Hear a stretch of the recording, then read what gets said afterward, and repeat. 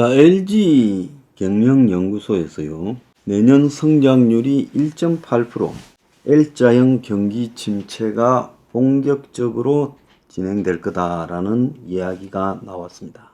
자, 2년 연속으로 1%대, 올해도 1%인데 내년에도 1%다. 그래서 잠재 성장률만큼도 되지 못하고 지금 2025년이 돼야 2% 수준에 도달할 거다. 그래서 인플레가 우려가 지속되고 있다. 자, 금리 인하 낙관론을 경계한다라는 L자형 장기 저성장 참 암울한 전망이 LG 경영연구원에서 나왔어요. 그래서 내년 실질 성장률이 1.8%가 지금 예측이 된다고 하고 있고, 자, 올해 성장률 추정치 1.3%보다는 0.5% 높게 나왔지만 항상 경제 성장률 추정치는 높게 잡아놨다가 나중에 일정하게 내려가는 걸 감안을 하지요. 근데 한국은행이 내년에 2.1% 성장할 거라 했는데 한국은행보다도 0.3%가 낮다는 거예요. 그래서 쉽게 이야기하면 과거 경제위기 국면, IMF 직후라든지 금융위기 직후를 제외하면 처음 연속으로 한국 경제가 2%에 미치지 못하는 2년 연속 1%대의 성장을 기록하고 잠재 성장률 2.0보다도 2년 연속으로 낮은 성장을 기록하는 게 지금 되는 거예요.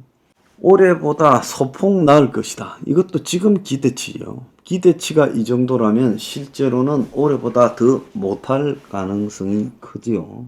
소비 투자가 내년에는 여전히 내수가 부진해서 경제 회복을 체감하기 어려울 거다라고 말을 하고 있습니다.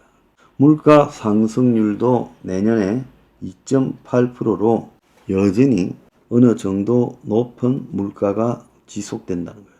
단기간에 안정되지 않을 전망이다 라고 이야기하고, 지정학적인 불안, 기상이변은 계속되고 에너지와 그리고 또 식료품 가격이 등락을 반복하면서 물가 하락 속도가 올해보다 느릴 거다라고 이야기를 하고, 수출 회복세 역시 시차를 두고 나타날 주요 통화 긴축의 누적된 효과. 그러니까 미국이 작년 3월부터 이렇게 통화 긴축을 해왔으니 그게 1년 반쯤 지나서 효과가 나타날 거니까 내년 상반기 내내 이 통화 긴축의 효과가 나타날 거다. 그래서 금리 조금 내려갈지 모른다고 좋아할 일이 없다라는 거고, 미국, 중국의 경기 둔화에 따른 경제 침체가 지금 한국에도 영향을 미칠 거다 이렇게 보고 있어요. 그래서 LG 경영연구원은 인플레이션 우려가 여전히 남아 있으면서 금리를 조기에 크게 낮추기도 어렵고, 정부가 그렇다고 지금 국가 부채가 심한 속에서 재정 지출을 늘리기도 어렵고 세계 경기가 반등되기도 어려울 거다. 자, 그러면서 지금 미국의 연준이나 유럽 중앙은행 등이 금리를 낮춘다고 하지만 통화 완화의 전환에 대한 기대도 커지고 있는데 이 낙관론을 경계해야 된다고 언급하고 있어요. 미국의 금리 인하는 2024년 중반대나 가서야 가능하고, 혹은 1%보다도 더 작은 0.75 정도 내려갈 건데, 그러면 미국이 5.5에서 0.75 내려가 봤자 4.75로 지금 한국보다도 여전히 높고, 한국은 미국하고 차이가 이미 많이 나 있기 때문에 미국보다도 금리 인하가 더 늦을 것이고 폭도 작을 것이다. 그래서 금리 인하가 마치 세계 경제에 활력을 주고 경제적 어려움을 해소할 것처럼 기대해서는 안 된다. 약간 내려갈 거다라는 이야기고요. 기준금리가 인하해도 곧바로 시장에 반영되는 게 아니라 시차가 있기 때문에 어려움은 여전할 거다. 그런데 지금 상업용 부동산 대출의 부실화, 한국의 대규모 채권 만기 도래, 부동산 PF 부실화 등으로 한국의 이 금융 위기가 계속 이 가능성이 남아 있을 거다는 겁니다. 환율이 내려간다 해도 크게 변하지 않을 것이다라고까지 예측하고 있습니다. 자, 그런데 내년에 세계 경제 예측 전망은 올해보다 더 힘들다라고 지금 그렇게 예측이 되고 있어요. 지금 이렇게 내년까지 경기가 어려워져 가게 되면 실제로 지금 바닥의 국민들의 영향은 굉장히 커질 겁니다. 사실상 국민의 90%가 거의 서민에 가깝지 않습니까? 근데 이런 현상을 잘 예측해야죠. 57.4%가 3억이 없다고 하지 않습니까? 10억 미만이 국민의 90%에 가까워요. 그러면 이 우리나라 국민들이 대단히 살기 어려운 상태에 있고 실질적으로 중산층이라고 할 수 있는 사람은 상위 10% 이상밖에 없다. 그러니까 상층, 특근 중산층이라고 부를 사람, 중산층이라고 부를 사람은 10%밖에 안 되고 90%가 빈곤층이나 서민이다. 이걸 인식을 해야 된다는 거예요. 근데 경제가 이런 식으로 말라가면 그 90%의 삶에 엄청난 충격이 주어질 거다. 오늘 아침에 언론에 보면 미국에는 크리스마스에 곳곳에서 퍼레이드가 열리는데 미국 루이지애나주 웨스트멀로에서 레드넥 퍼레이드라는 게 열렸다는 거예요. 레드넥이라면 목이 벌건 그야말로 노동으로 먹고 사는 남부의 가난한 학력 낮은 백인 노동자 계층을 비하하는 이야기죠. 그런데 이 지역에서 레드넥을 갖다가 자랑스럽게 내세우면서 축제 이름을 붙였고 그야말로 이 서민들의 여러 생활상에 걸맞는 모습으로 퍼레이드를 갖췄다는 거예요.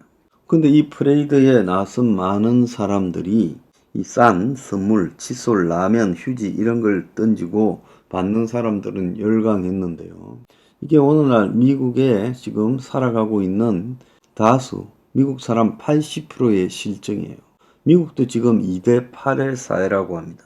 주민들은 2024 트럼프라고 쓰인 팻말을 들고 나서 자신들의 삶이 피폐해진 것은 3년간 물가를 끌어올린 바이든 전 정권 탓이라고 이야기하면서 내년에 심판하겠다. 그것이 자신들의 마치 할 수 있는 유일한 복수인 것처럼 말하고 있습니다. 자, 코로나 기간 동안에 돈 풀어서 경제 망친 것은 트럼프도 마찬가지지만은 그런 사실관계를 대중들은 따지지 않는다는 거예요. 공화당 강소 지역이기도 하지만 민주당의 엘리트 먹물적 분위기가 이들을 자극했다라는 것은 분명한 거예요. 민주당 주류 엘리트들은 어차피 백인 노동자 계급 레드넥은 자신들에게 표를 주지 않는다고 상정하고 이들과는 거리를 뒀다는 거예요.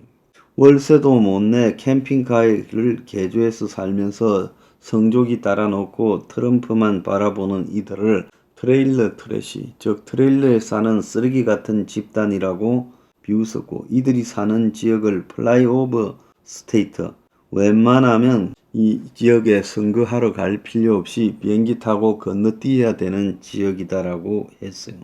그래서 샌델 하버드 대학의 교수가 공정하다는 착각에서 이런 민주당 엘리트들의 거들먹거리는 문화가 주요 선거에서 패배하는 원인이고 경멸의 대상이 된 네덜 계층은 물론 이를 지켜보는 중도 계층까지도 등을 돌린다는 거예요.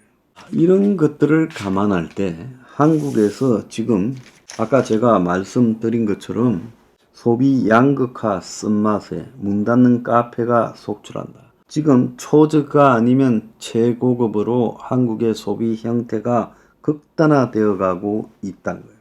자영업들이 동네에서 하는 이 카페들이 생존하지 못하고 하루에 34개 꼴로 폐업하는데 편의점 커피나 테이크아웃 커피 또는 편안한 공간에서 즐기는 고급 브랜드 커피로 양극화되어 가고 있다.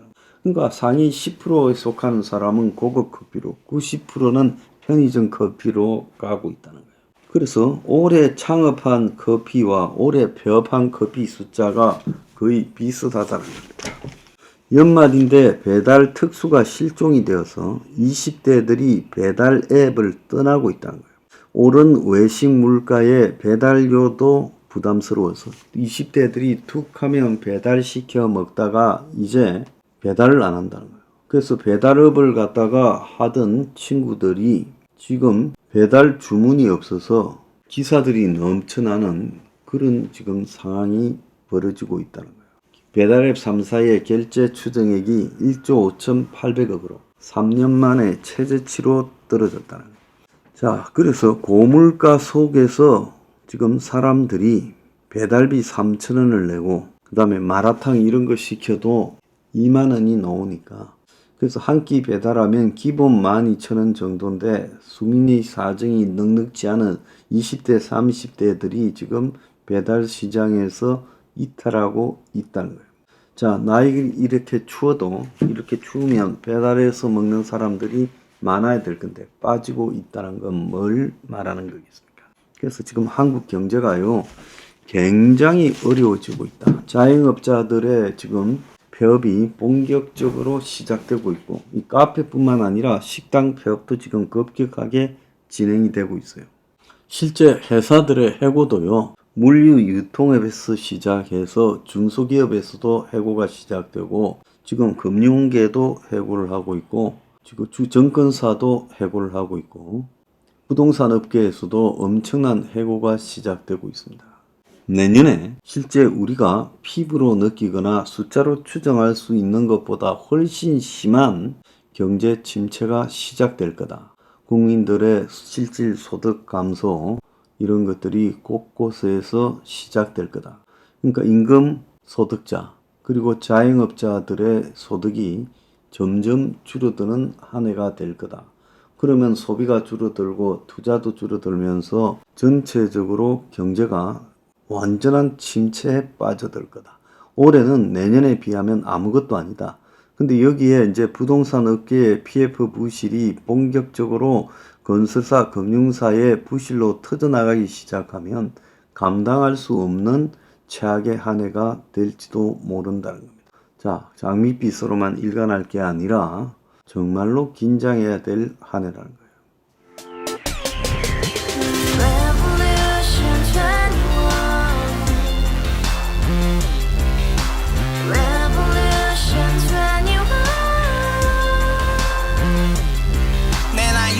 월세 30 코인빚만 300 서울에 온지 벌써 10년 아둥바둥 버텼지만 여전히 난 반지 하에 제왕 곰팡이 연문제약 내비랑 깡통망통 완전히 폭망 고시원 창문만큼 작아진 내 꿈 연애 결혼 내 집 모든 게 헛꿈 1년 전 떠난 여친 울며 말했지 같이 살자 평생 가본 게 꼬꼬꼬라지 가바후스 700 나도 소유주 가바후스 700 나의 소유주 택시기사 우라부지 마트 캐셔 울어무니 우리 집안 다 털어봤자 후줄 그래 개선민 내 미래 거기서 팍 끝난 거지 팍더 이상 노력 따윈 괴물이 스펙 찾아서 말리 비오는 날 알바 잘려 맨날 학원 날 개쳐 발려 밤비 내리는 양화대교 홀로 걷고 있을 때 현수막에 아로 새겨진 평당 700짜리 아파트 다같이 소리 질러 혁명 21 가바후스 700 나도 소유주 가바후스 700 나의 소유주 Together in the house, brand new day, and your dream had just begun. Revolution 21, only open happiness. 너의 곁에 내가 영원히 함께. 지금까지 정치인들 입만 열면 찝찝찝 개소리 멍멍멍 쳤다 하면 뻥 잘난 부모 만나 잘난 학교 나오면 뭐 하나 우동살이 꽉 찬 대가리 깡통 소리 텅텅 저 푸른 초원위에 그림 같은 집을 짓고 평상사천 팔면 뭐해 평생 살 수 없는 집 내 미래 내 꿈 희망 퀵 살아나는 집 우리의